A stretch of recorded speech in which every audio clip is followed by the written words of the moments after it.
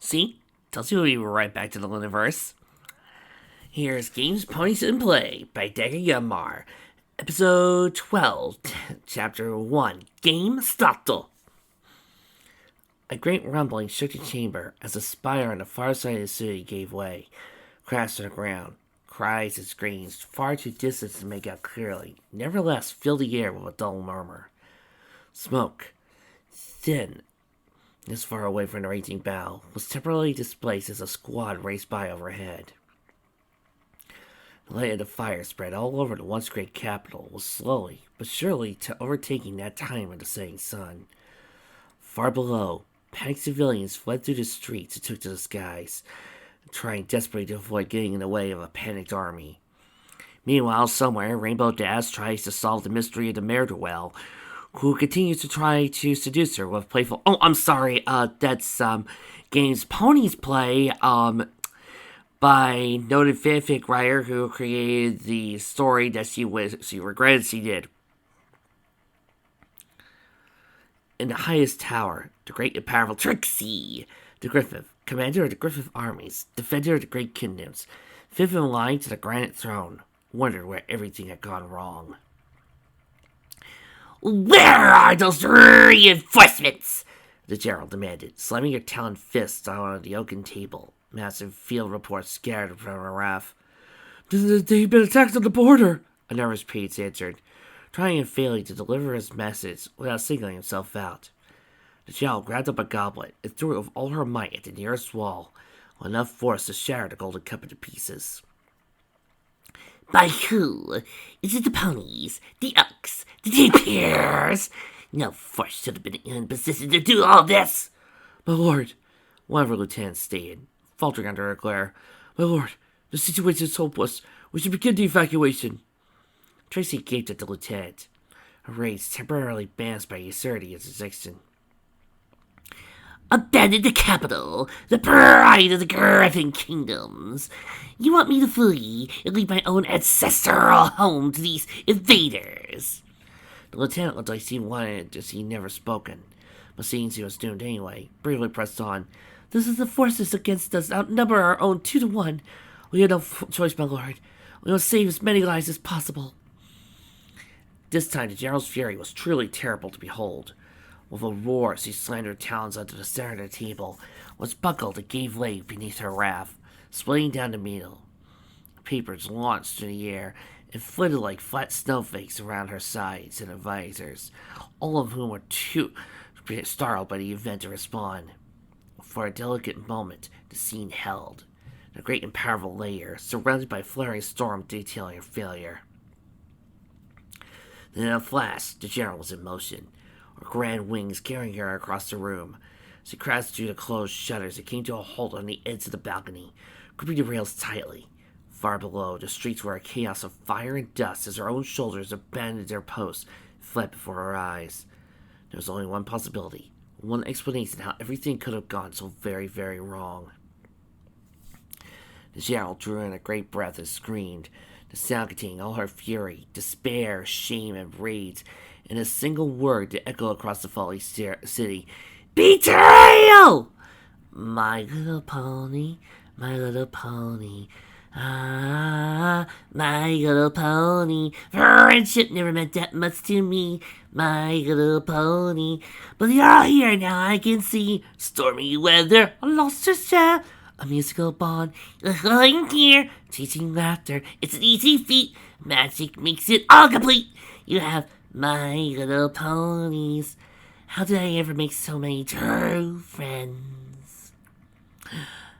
You're watching My Little Pony Lunaverse, strictly on the hub, presented to you by the PS4, complete with various games, created by Rainbow Double Dash, presented by Hasbro.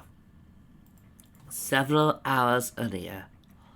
"So, what's this game called?" Keratop asked, trying over to the table and inspecting the box of interest.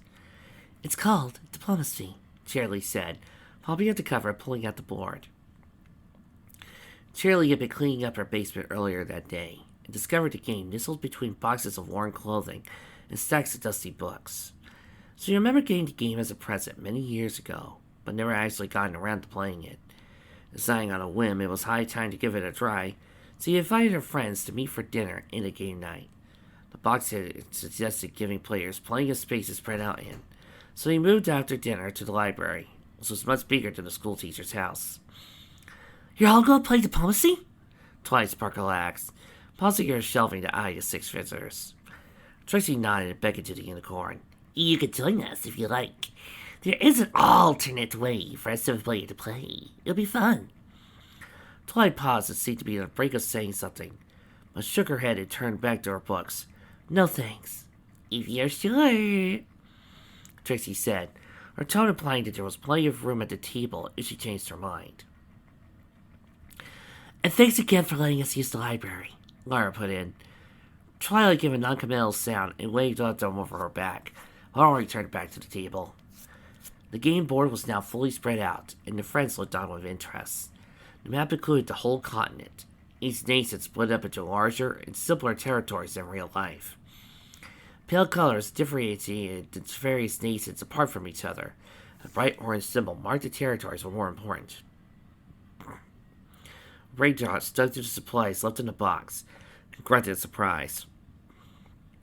"I don't see any dice in here." "No dice, no deal." "That's the fun part of the game," Cheerilee said, smiling as he reached past Raindrops and started pulling out notepads and pencil. "There aren't any. In diplomacy, we each have to talk with each other to make plans and plot strategies. There's no chance, only cunning." "It's actually a very fascinating game." "Okay, you have my attention," Trixie put in, eyeing the board with barely contained anticipation. "It was very popular with the nobles in the Night Court. I've heard it called one of the best ways to practice politics outside of politics." "Have you ever played before?" Ditzy asked, flying over to the table from the small kitchen area and placing a huge bowl of popcorn next to the board. Trixie looked sheepish for a moment. "No. Now, I've always wanted to try. Princess Luna had a copy of the game, but she told me I wasn't ready to play that one time I asked." "So, how does the game work?" Lyra asked, picking up her notebook. Cheerilee picked up the rules and flipped through them. "I read through this earlier, and it's remarkably simple. The goal is to control more than half of the territories with supply centers. Each nation starts with 3 units. Each round, we talk to each other and try to work out whether we want the pieces to move, attach, support, or do nothing. We write our orders down in these books and read them out at the same time." "We don't take turns?" Carrot Top asked, furrowing a brow. "Sounds like it could get complicated that way." Cheerilee tilted her head and compressed her lips. "It is, actually. Most of this rulebook is just explaining what would happen in different situations. I think I got most of it, but we could just reference the book whenever it gets confusing." "It's not all that complex," Twilight interrupted. Her shelving brought her closer to the table as she continued to talk without stopping her work. "One unit is chosen to attack, and other units can be chosen to support the first unit. Similarly, units can be chosen to support a nation doing nothing. The attack succeeds if it outnumbers the defenders." She paused, a book falling halfway to the shelf, and seemed to forget where she was for a minute. "Well, with the extensive air forces anyway, flying units will always lose one-on-one whether they're attacking or defending, but they can support the unit from 2 spaces over rather than needing to be adjacent, so it balances out. Really, the hardest part is determining whether the losing units gets displaced, but once you get the hang of it..." "You sound like you know a lot about the game," Cheerilee said, setting the rules down and coming around to the table. Twilight blinked and seemed to come back to herself, returning to her stack of books with a nervous twitch. I used to play with my family. Very frequently. Mostly on holidays." "Do you want to be the rules keeper?" The stack of books tumbled to the floor and Twilight spun around, startled. I'm not sure. I don't like getting in your way." "Don't worry about that," Trixie exclaimed. You see her managing to pile the dropped books against the wall. "It sounds like you know plenty about the game. We could really use your help." The others offered their encouragement as well. Twilight stepped warily over to the table. "Well, if you really don't mind, the more the merrier," Lyra said tearfully, making room for her to sit closer to the board. "What do we do first, Game Master?" "Well, you start by picking nations," Twilight said, levitating a small bag out of the box. Just pick a tile at random and it'll tell you what you start with. Cheerilee reached in first and removed the light brown card from the bag. The Quad Silicabate, she read. The camels? And that means these one here are mine. You need to decide which body of water your navy art starts with, Twilight said, passing the bag telekinetically to the next pony to explain. Not many ponies start with the Sea of Tranquility, since it can't leave, but sometimes it has uses. The Yukon Clans, Carrot Top read, eyes skimming the green tile on the roof. Lucky, I was hoping to be the barbarians, Raindrop said jokingly, nudging Carrot Top playfully in the shoulder as he picked her tile from the bag. I got the Tapir Empire. Looks like you and me are on opposite sides of the board. And I've got the Graphic Kingdoms, Trixie said dramatically, striking a pose as she were on stage. This could be very interesting. Only two left, Twilight said, offering the bag to Lyra and Ditsy. The great unicorn went in the bag first, pulling out a yellow tile. The Buffalo Tribes, she read, then placed her hoof on the area on the board. Yeah, I think I can work on this. Which means I must be... Trixie pulled the last bright blue tile out of the bag. The Principality of Equestria! Right into the middle, huh? Looks like I might have a hard time in the beginning. Not always.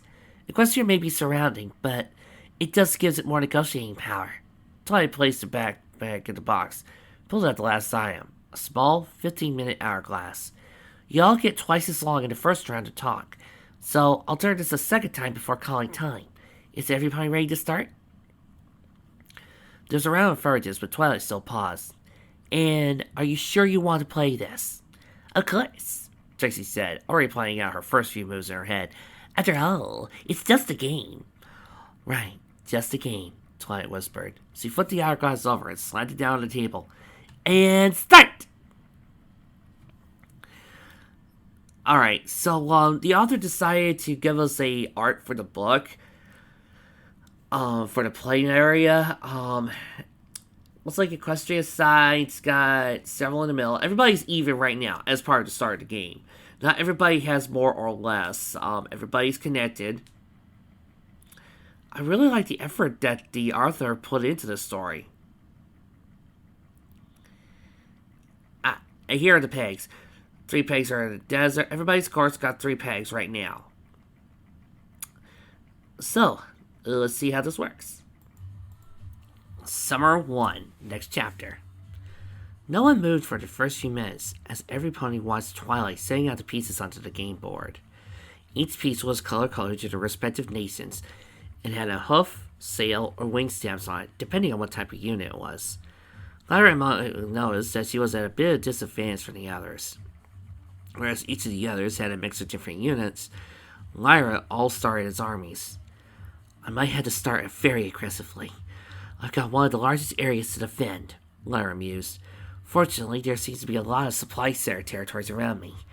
Wonder if I should strike out for those along the coast, or hold the ones nearby first. Lyra looked up, along with everyone else at the table. Trixie cleared her throat. Ahem. Well, I think I know who I want to speak with first. So saying, she hooked Ditsy around her shoulder, and walked off to a quiet corner of the library. Guess it's time to pair off and do the diplomacy part, Cheerilee said brightly. She nodded her head in Lyra's direction, and the two of them wandered off toward a little kitchen area to get some privacy. Any plans yet? Cheerilee asked as soon as they were far enough away, whispering conspiratorially. Not completely, Lyra responded. Each of them had gotten a paper copy of the game board, along with their notebooks. She gestured to her nation on it. The Buffalo lands are just as big horseshoe at the start. This entire unclaimed land in the middle. It seems like a better idea to try and hold this for a bit before moving out. Cheerilee nodded as Lyra finished talking, staring intently at the proffered map. Makes sense, but there's a slight issue with this territory here. She tapped her hoof on one of her own. Lyra leaned over and checked where she was pointing. The Ka? I start with an army in that space, and there's only 2 ways it could go, Cheerilee explained. I'd rather not take pits from you this early in the game, so that means moving on to Samak. Are you alright with me going that way? Lyra thought for a moment, working her way through the next few turns. You want to take the West Dune Sea? It's much better use of the unit than not moving at all, Besides, if I could get a navy out there in a few turns, I could completely control the Western Oceans. I don't have any plans to do anything with the army after that. It could just sit there and keep raindrops from sailing north. Yeah, but that locks her down with me, Lyra thought. So he pretended to be studying the map to give her some time to think. Plus, it's a little worrying that having that unit wandering around my back. Although, the Western Sea is further away than Akka, if I could form a wall of armies while she's busy. Alright, Lyra said, setting aside her map. You could go ahead and take it. Thank you, Cheerilee said, giving her a quick hug. Lyra hugged her back, but a tiny worm of unease coiled in her belly. It wasn't really decisive, but it was still there, as he felt that was the first of many. You want to form a team? Dizzy said in surprise. Keep your voice down, Tracy admonished, leaving a hope to calm her down. It's the best way to win one of these games, and the two of us are in the perfect position to pull it off. How so? Dizzy asked warily. Tracy gestured to her map for emphasis. We have the most free supply centers near us. None of the others can stop us from doubling our forces in the next few turns. You take one of those in the east, and I'll focus on those already around me. The offer was very tempting. Dizzy mused it over before coming to the inevitable question. So, what do you get out of it? I can't stop you from getting out of those places either, like bringing it up at all.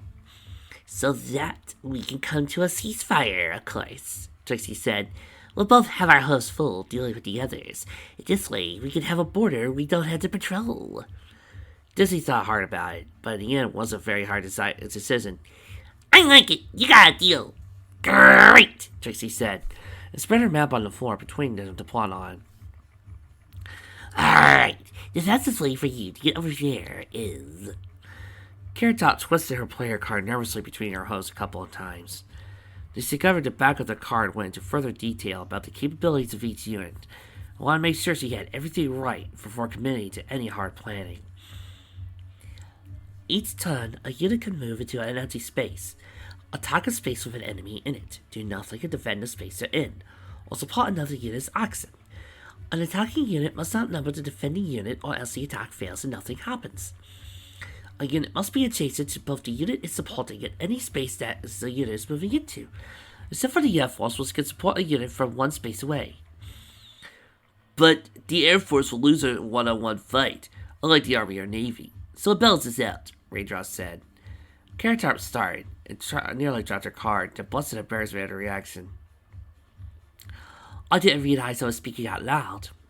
Not the whole time, but I got the gist of it. Raindrop saw a quick glance at the other two pairs. Looks like the two of us have been left out, for now. What do you want to do yet? Not really, Carrot Top sighed.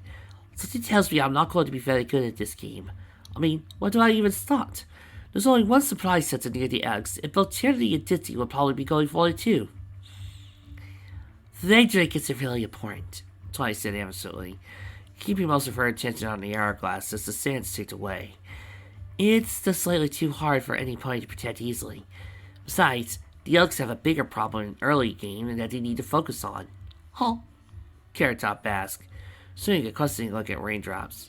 The two of them had almost forgotten the unicorn was at the table with them. Twilight blinked and shook her head. I probably shouldn't say any more. I'm supposed to be the impartial judge. She left the table and returned to shelving books, levitating the hourglass after her so she could keep track of it. Raindrops opened her mouth to say something, but changed her mind when she saw Lyra and Cheerilee breaking off from their talk. Oh, I'll be right back. I want to talk to Lyra when I get a chance. Excuse me. It's alright, Carrot Top said, giving her a wave as her friend left the table. She turned her attention back to the game board where it frowned. Another problem, huh? Lyra, Raindrop said, catching her friend before she could get to the table. Got a sec? Sure. We probably should go over some things. Lyra motioned to the side and leaned against the bookshelf to talk.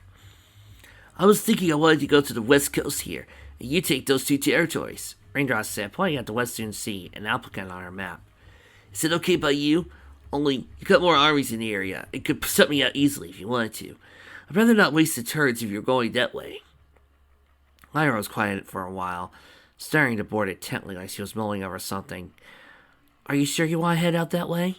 You can reach these three on the Confederate Peninsula pretty easily. Yeah, but that'd be split up on two different sides of the board, Raindrop said. Doesn't take an expert at this game to see that dividing your forces like that is a bad idea. Good point, Lyra muttered. You know, if you hold the West Dune Sea, you can control any unit going along that ocean for the rest of the game. Hey, you're right. That's a very good plan. You sure you don't want to do it? Lyra was already shaking her head. The only supply area I own on the coast is Tanaka. It would take me far too long to get over to the west coast again. I've got no use for the ocean route. Nice! Radar said, bumping her hose with her. So I'll head up that way. Thanks for the idea. No problem, Lyra smiled. And that smile was a little too wide. Raindrops didn't notice. So, how are you doing? Cheerilee asked, sitting down at the table next to Carrot Top. The farmer glanced at the teacher and smiled. Doing my best. How about you? I think I got a strategy going, Cheerilee confided, though I really can't put it into place for a few turns. How about you? You're going for Friedrich, right? Possibly, Carrot Top said, tapping idly on the map as he thought. But I don't think I can keep it. Do you want to take it? Cheerilee frowned. Sure. If you don't want to go for it. Are you sure? There isn't anywhere else for you to go, is there? It's not that. I just might have my hands full. Carrot Top looked up. Do you think you could do me a favor? Sometime later in the game, could I take it for you for a couple of turns, just in case? I suppose that's alright.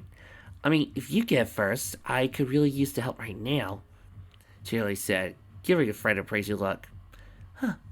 Looks like she's getting into the game better than I am. Who'd thought? Halfway point! Twilight called. Dixie looked up and blinked rapidly. A ring? Wow, the time sure flies, doesn't it? We haven't even talked to anybody else yet. Well, we had a good talk. You better go do your thing with the others, Trixie said, walking the Great Pegasus back out to the main room. She waited Cheerilee to join her. Hey, can we talk for a minute? She jumped straight to the point as the schoolteacher joined her. I was just wondering, have you really never played this game before? Not even when you first got it? No, I could never find enough ponies who wanted to play, Cheerilee tilted her questionlessly. But I got a good grasp of the basics, so it shouldn't be a problem. Why? Is that important somehow? No, just, Trixie shrugged.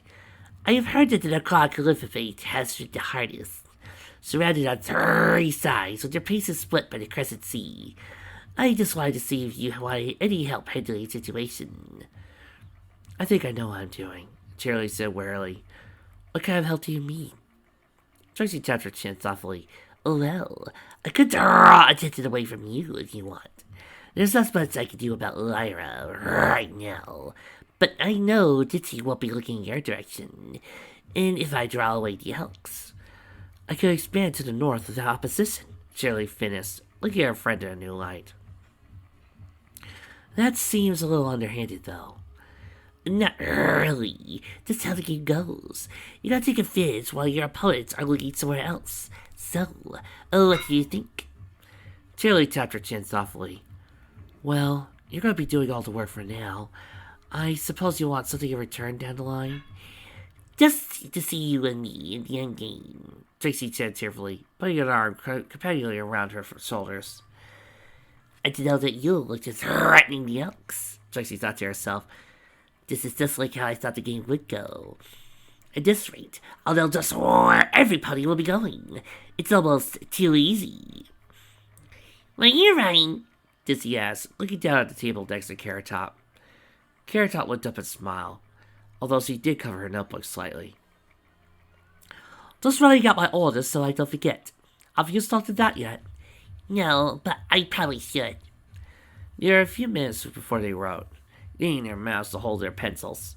Dizzy blew her pencil out of her mouth on her side when she was done. Well, that's that. Any luck, right?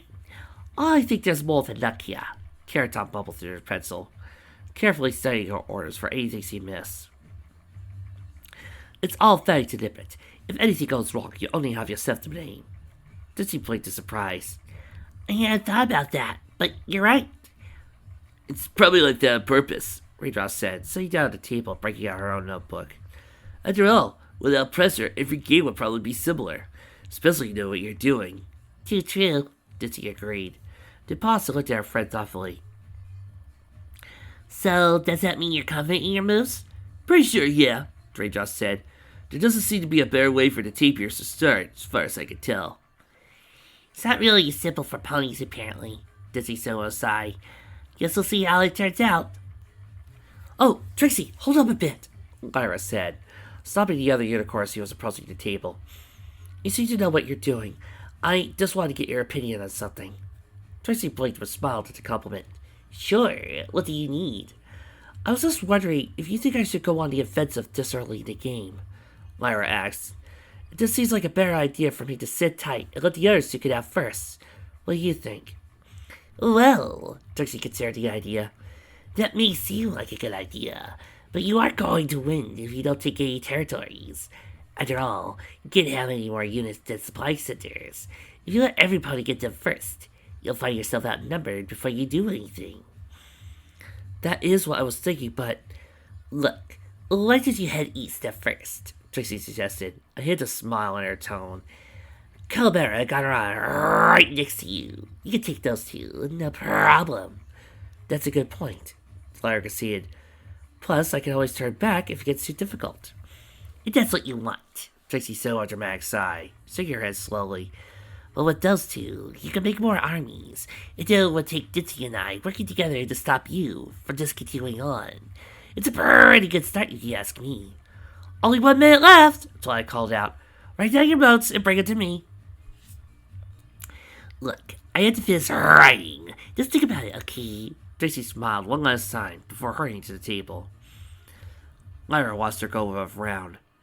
But you and Ditsy are working together, aren't you? She asked softly. You two certainly talked for a long time. She sucked in her breath and looked at her notebook and pencil of magic, quickly making some adjustments before Twilight called time. Alright, I've sorted it all out, Twilight said, fluffing the stack of papers torn from the notebooks before her into a neater pile. She was starting to get into the mood of being the rules keeper. I'll move the pieces now. The group huddled around the table watched as Twilight moved the tile pieces with her magic. The tapirs are moving their 2 natives and navies into the Apalka Sea and the Azure Trenches, and their army is taking Apalkan. Twilight levitated a purple flag from the game box and placed it in the Apalkan, making a supply center for the tapirs.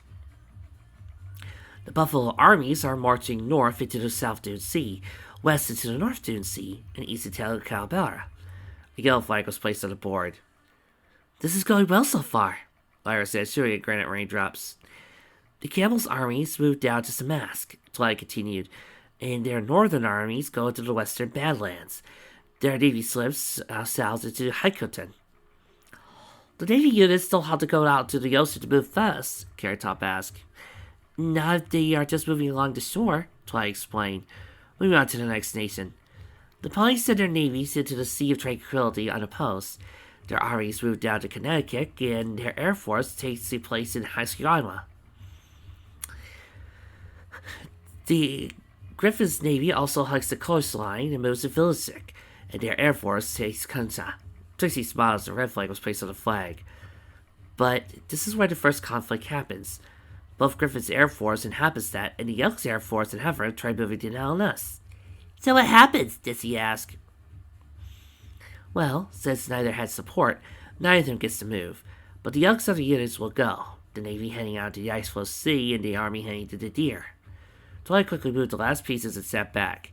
And that's it. First turn's over. Interesting. Cheerilee mused. And no one puts any new units, right?